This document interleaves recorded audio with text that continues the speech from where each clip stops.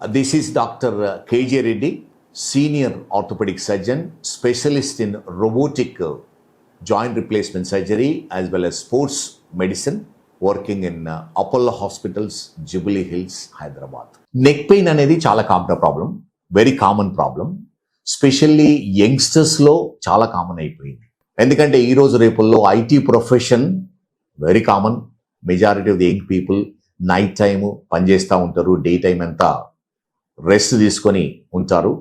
Minimal physical activity ఉంటుంది.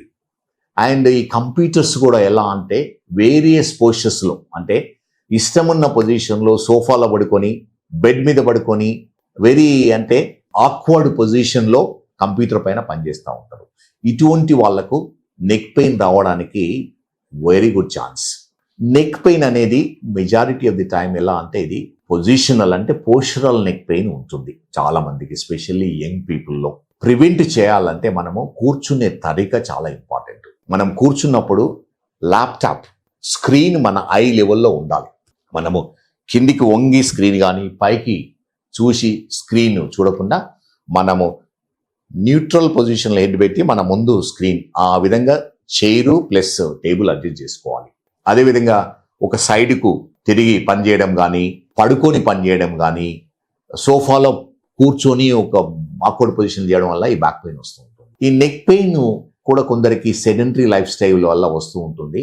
Neck కూడా ఎలా అంటే దానికి 4 గ్రూప్ ఆఫ్ మసిల్స్ ఉంటాయి, ఫ్రంట్, సైడ్స్, బ్యాక్. అవి ఈక్వల్గా స్ట్రాంగ్గా ఉన్నప్పుడే వెయిట్ ఆఫ్ ది హెడ్ సెంటర్లో పాస్ అయ్యి నెక్ పోస్చర్ మెయింటైన్ అవుతుంది. అందుకని రెగ్యులర్ నెక్ ఎక్సర్సైజ్ అనేది చాలా ఇంపార్టెంట్ ఎవరికైతే ఈ నెక్ పెయిన్ బిగినింగ్లో ఉందో.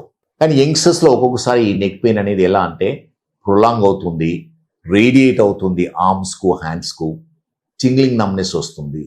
ఇటువంటి వాళ్ళలో most likely cervical disc prolapse ఉండడానికి పాసిబిలిటీ ఉంది. మోస్ట్ ఆఫ్ ది టైం ఏమవుతుందంటే ఎక్స్రే చేస్తే నార్మల్గా ఉంటుంది.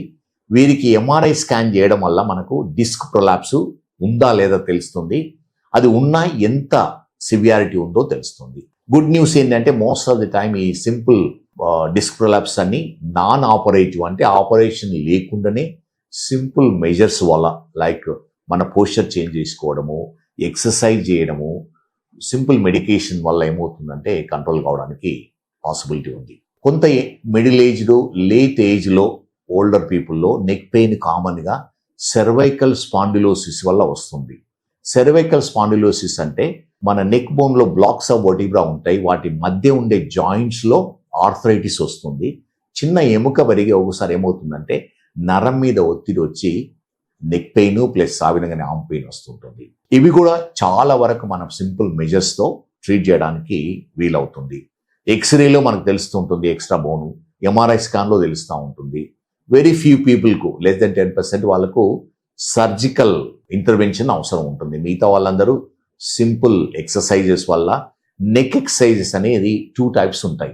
నెక్ మసిల్ స్ట్రెంథనింగ్ ఎక్సర్సైజెస్, తర్వాత నెక్ మూమెంట్స్ ఇంప్రూవ్ చేసే ఎక్సర్సైజెస్. ఇవి ఐసోమెట్రిక్ అండ్ ఐసోటోనిక్ ఎక్సర్సైజ్ అంటాం.